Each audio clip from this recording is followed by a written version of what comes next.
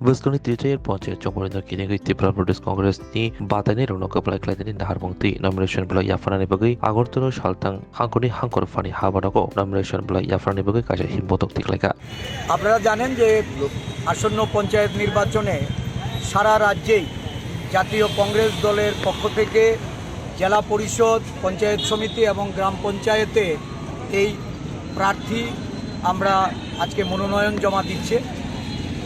গোমতী জেলার মনোনয়ন গত শুক্রবার দিন এটা সম্পন্ন হয়েছে 12 তারিখে। আজকে পশ্চিম জেলা সহ আমাদের বাকি 6টি জেলায় মনোনয়ন আজকে জমা দেওয়া হচ্ছে।